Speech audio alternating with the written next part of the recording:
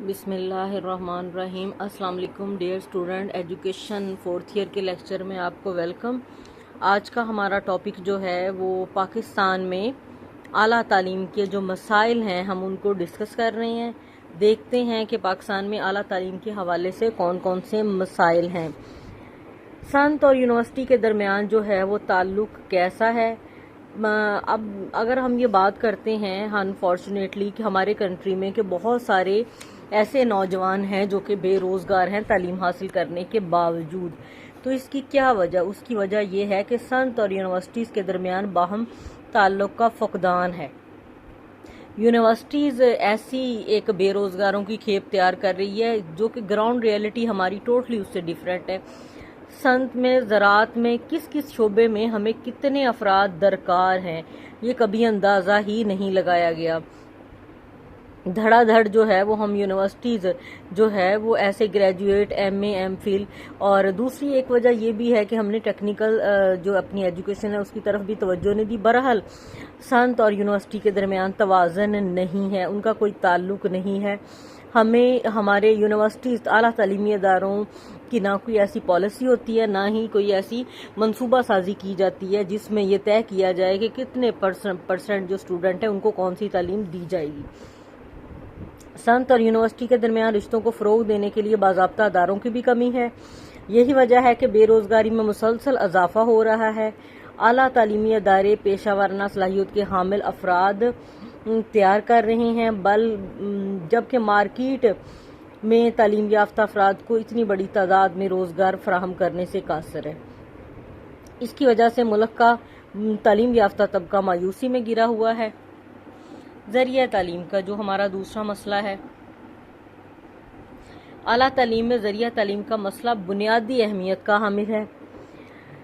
اب پاکستان کی قومی زبان جو ہے وہ اردو ہے، اور جبکہ ہماری جو یونیورسٹیز ہیں ان کا زیادہ تر جو سلیبس ہے، زیادہ تر جو نصاب ہے وہ ہے انگلش میں۔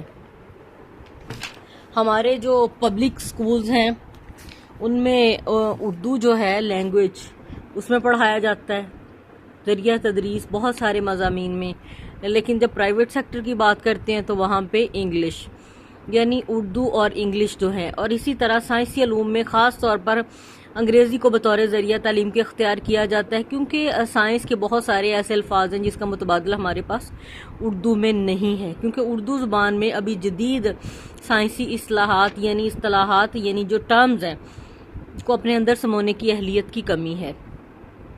انگریزی ذریعہ تعلیم کے ذریعے بعض طلباء کو تعلیم کے عمل میں زبان کا مسئلہ درپیش رہتا ہے۔ اس کے علاوہ زیادہ تر مواد انگریزی زبان میں ہونے کی وجہ سے انہیں مشکلات کا سامنا کرنا پڑتا ہے کہ اگر ایک اسٹوڈنٹ جو ہے وہ اردو میڈیم یعنی اس سیٹ اپ سے گیا ہے تو جامعات میں، یونیورسٹیز میں پہنچ کے اس کے لیے مسائل کھڑے ہو جاتے ہیں ذریعہ تعلیم کے کہ انگلش میں وہ سارا نصاب جو ہے وہ پڑھایا جاتا ہے۔ اگلا ہے جی اعلیٰ تعلیم میں نجکاری، پرائیویٹائزیشن ہے۔ پاکستان میں اعلیٰ تعلیمی درجے میں نجکاری کے رجحان کو فروغ ملا ہے۔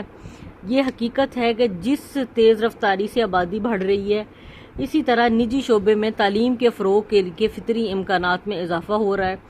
اس کے علاوہ اعلیٰ تعلیم کے لیے مختص جو بجٹ ہے وہ اس قدر سکڑتا جا رہا ہے، اور اسی قدر و وسع سے نجی شعبہ اپنی جگہ بناتا جا رہا ہے۔ یعنی جس طرح اب یہ دیکھیں اسکول سائڈ پہ جو ہے یہ پرائیویٹ سیکٹر جو ہے وہ آگے بڑھ گیا ہمارے پبلک سکولز کی نسبت، اور ہم نے اس طرف اتنی اپنی توجہ تب مبذول نہیں کی۔ پھر اس کے بعد جو ہے یہ کالجز کو دیکھ لیں کہ کالجز میں یہی حالات رہے کہ ہمارے ہاں بجٹ کی کمی ہے، ہمارے پاس ویسی لیبز، لیبارٹریز اور یہ لائبریریز اور بچوں کے لیے جو فیسلٹیز ہونی چاہیے تھی وہ نہیں تھی۔ اور یہی حالات اب یونیورسٹیز کے ہیں کہ یونیورسٹی جو ہے ان کے پاس اتنا بجٹ نہیں ہوتا، اس طرح پرائیویٹ جو سیکٹر ہے وہ اپنی جگہ بناتا جا رہا ہے۔ اب جو تعلیمی ادارے ہیں، پرائیویٹ تعلیمی ادارے ہیں، وہ ہمارے قومی جو مقاصد تعلیم ہیں ان سے مطابقت نہیں رکھتے، کیونکہ ان کے لیے تو یہ ایک بزنس ہے۔ ان اداروں کا قومی اقدار سے کم ہی واسطہ رہتا ہے، وہ ایسی اقدار اور ویلیوز کو پروموٹ کرتے ہیں جس کی اجازت نہ ہمارا کلچر دیتا ہے نہ ہمارا مذہب دیتا ہے۔ نہ ہمارے تعلیم کے مقاصد دیتے ہیں۔ معاشی استحکام ان اداروں میں داخلے کی واحد بنیاد ہے کہ ان کی فیسز اتنی زیادہ ہوتی ہیں یہ پرائیویٹ یونیورسٹیز کی کہ ایک جو میڈیوکر فیملی سے بالمتوسط طبقے سے ایک اسٹوڈنٹ بلونگ کرتا ہے تو وہ وہاں پہ اس کی تعلیم کو جاری رکھنا یا اس میں ایڈمیشن لینا ناممکن ہے۔ یہ ادارے کیا کرتے ہیں؟ پرائیویٹ یونیورسٹیز ہیں، طلباء کے کردار کو نہ اسلامی نظریہ حیات اور نہ نظریہ پاکستان کے تقاضوں کے مطابق ڈھالنے کی کوشش کرتے ہیں، نہ ان میں یہ صلاحیت ہے۔ اس کا کیا بہت بڑا ہمیں نقصان ہے کہ ہمارا جو تعلیمی نظام ہے وہ مختلف طبقات میں تقسیم ہو رہا ہے۔ پرائیویٹ سیکٹر میں پڑے ہوئے جو ہے وہ ان کا اپنا جو ہے وہ رویہ ہے، اور جو ہماری سرکاری جامعات ہیں وہ ایک طبقہ وہ اور ایک جو پرائیویٹ سیکٹر میں ہے۔ یہ بہت بڑا مسئلہ ہے اور جس کے جو ہیں وہ ہمیں بہت بھیانک نتائج بھی بھگتنے پڑ رہے ہیں۔ تعلیمی سہولیات کی بھی کمی ہے۔ حکومت پاکستان تعلیم کے شعبے میں اقوام متحدہ کی سفارشات کے مطابق رقم مختص نہیں کرتی۔ یہی وجہ ہے کہ ہمارے اعلیٰ تعلیمی اداروں میں تعلیمی سہولیات کی کمی ہے، اساتذہ کے پاس جدید تدریسی سامان کی کمی ہے۔ ہم نصابی سرگرمیوں کے انعقاد کے لیے ضروری ہے کہ ضروری سامان کی جو آپ کے پاس ضروری سامان ہے وہ پرووائڈ کیا جائے، اور اسی لیے آپ بہتر طریقہ تدریس جو ہے وہ اس کو استعمال کر سکتے ہیں۔ اگر نہیں ہے آپ کے پاس تو پھر تعلیم کے سلسلے میں، تحقیق کے سلسلے میں یہ ساری چیزیں رکاوٹ بنتی ہیں۔ غیر ملکی جامعات سے روابط، اعلیٰ تعلیم کی بڑھتی ہوئی مانگ اور حکومت کی جانب سے نجی تعلیمی اداروں کی سرکاری جامعات سے الحاق کے بارے میں سخت اور غیر منصفانہ پالیسی کے باعث نجی تعلیمی ادارے کیا کرتے ہیں۔ اب یہ دیکھیں، پہلے اعلیٰ تعلیم میں نجکاری کو ٹاپک کو میں نے ڈسکس کیا کہ یہ جو طبقہ ہے یہ کیا کرتے ہیں کہ نظریہ پاکستان اور نظریہ اسلام کسی سے ان کا کوئی لینا دینا نہیں ہے۔ اب اس کی یہ ہے کہ ان کی ایفیلیشن اگر وہ جو کرائٹیریا HEC نے ہے اس کے مطابق اگر کوئی اس کوڈ آف کنڈکٹ کو فالو نہیں کرتی کوئی یونیورسٹی، تو اگر اس کی ایفیلیشن نہیں ہوتی ہماری یونیورسٹیز کے ساتھ، تو وہ کیا کرتے ہیں کہ وہ جو باہر کی جامعات ہیں ان کے ساتھ الحاق کر لیتے ہیں، اور اس سے کیا ہوتا ہے کہ آپ کا جو سرمایہ ہے وہ سارا آپ کا باہر چلا جاتا ہے۔ غیر ملکی یونیورسٹیز کو معاشی فائد ہو رہے ہیں، بلکہ ان کا جو کلچر ہے وہ بھی ہمیں ان یونیورسٹیز میں، ان جامعات میں دیکھنے کو عام ملتا ہے۔ بعض یونیورسٹی اپنے ثقافتی نمو اور فروغ کے لیے نجی تعلیمی اداروں کو خود الحاق کی دعوت دے رہی ہیں۔ مغربی یونیورسٹیاں جو ہیں وہ اپنے معاشی مسائل پر قابو پانے اور مغربی اقدار کے فروغ کے لیے ایشیا کی منڈی استعمال کر رہی ہیں۔ تو یہاں پہ انہوں نے کچھ جو ہے وہ یعنی اعلیٰ تعلیمی ادارے جو ہیں پرائیویٹ سیکٹر میں ان سے ان کی الحاق ہے، اور وہاں پہ کیا کرتے ہیں، اپنی لینگویج کو وہ پروموٹ کرتے ہیں، اپنے کلچر کو پروموٹ کرتے ہیں، اور سب سے بڑا یہ ہے کہ وہ انہوں نے اپنے معاشی مسائل حل کر لیے ہیں یہاں پہ۔ ذہانت کی نقل مکانی، اگلا ہمارا ٹاپک جو ہے وہ ہے ذہانت کی نقل مکانی۔ پاکستان میں اعلیٰ تعلیمی اداروں سے فارغ التحصیل جو افراد ہیں، ذہین، محنتی اور تخلیقی صلاحیتوں کے حامل ہیں، ان افراد کو جب فطری صلاحیتوں کی نمو کا موقع نہیں ملتا اور پھر وہ دوسرے ملکوں میں اپنی صلاحیتیں آزماتے ہیں، اس طرح قوم کی ذہانت جو ہے وہ دوسرے ممالک میں جو ہے وہ دوسرے اقوام کی فلاح کے لیے استعمال ہوتی ہے۔ اس کے علاوہ غیر ممالک کی جامعات اور دیگر ادارے ہمارے ملک کے ذہین ترین افراد کو وظائف دے کر جو ہیں ان کی خدمات حاصل کر لیتے ہیں۔ ذہانت کی یہ نقل مکانی ایک قومی نقصان ہے جس کی تلافی حکومت اور دیگر غیر حکومتی اداروں کو اقدامات کرنے چاہیے کہ ذہانت کی نقل مکانی کو روکا جائے۔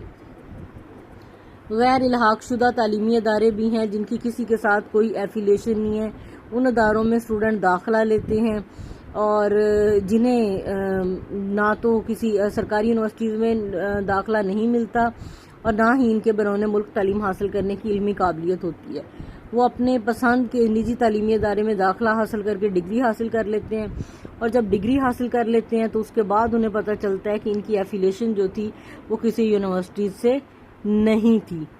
تو اس طرح پھر وہ سم ٹائم جو ہے وہ ان کی ڈگری ڈی ویلڈ ہے، اور پھر وہ جاب کے سلسلے میں بھی ان کو مشکلات کا سامنا کرنا پڑتا ہے. بعض اوقات یہ ادارے کیا کرتے ہیں، غیر ملکی یونیورسٹیوں سے بھی لحاق کر لیتے ہیں. پاکستان کے سرکاری اور نیم سرکاری شعبوں میں ایسے فارغ التحصیل افراد کے لیے کوئی گنجائش نہیں ہے. اس طرح سرکاری جامعات اور نجی شعبے میں قائم غیر الحاق شدہ جامعات کے درمیان کشمکش کی صورت رہتی ہے، جس سے تعلیمی ماحول پہ منفی اثرات مرتب ہوتے ہیں. طلباء کی فلاح کی طرف عدم توجہ دی جاتی ہے. اعلیٰ تعلیمی اداروں میں طلباء کی بہبود کی طرف کوئی خاص توجہ نہیں دی جاتی. نادار اور معاشی ضروریات کی تکمیل کے لیے کوئی مستقل بندوبست نہیں ہوتا. تحقیق کا طبعی رجحان رکھنے والے جو بچے ہیں جو ریسرچ کرنا چاہتے ہیں ان کی حوصلہ افزائی نہیں کی جاتی.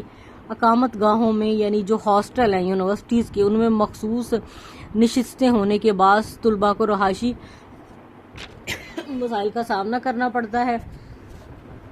اس کے علاوہ بھاری داخلہ فیسوں اور دیگر واجبات کی ادائیگی متوسط گھرانوں سے تعلق رکھنے والے بچوں پر ایک بوجھ ہے. اور یہ تھے کچھ اعلیٰ تعلیم کے مسائل جو ہم نے ڈسکس کیے کہ ذریعہ تعلیم کا بہت بڑا مسئلہ ہے. اعلیٰ تعلیم میں نجکاری کو فروغ دیا جا رہا ہے، تعلیمی سہولیات نہیں ہیں ہمارے پاس، غیر ملکی جامعات سے روابط ہیں. سب سے بڑی یہ ہے کہ ذہانت کی نقل مکانی یہاں سے ہو جاتی ہے. ایک فرد جو ہے اگر اس کے اندر ٹیلنٹ ہے اور وہ اس کی ذہانت، تخلیقی اور تنقیدی صلاحیتوں کو یہاں پہ موقع نہیں ملتا تو وہی اپنی قسمت آزمائی باہر جا کے کرتا ہے، اور وہاں پہ اس کی جو ذہانت ہے جو وہ دوسرے ملک کی فلاح کے لیے کام کرتا ہے. یہ ہمارے سارے مسائل ہیں. انشاءاللہ اگلے لیکچر میں ہم نے ان مسائل کو کیسے حل کرنا ہے یہ ڈسکس کریں گے. Thank you.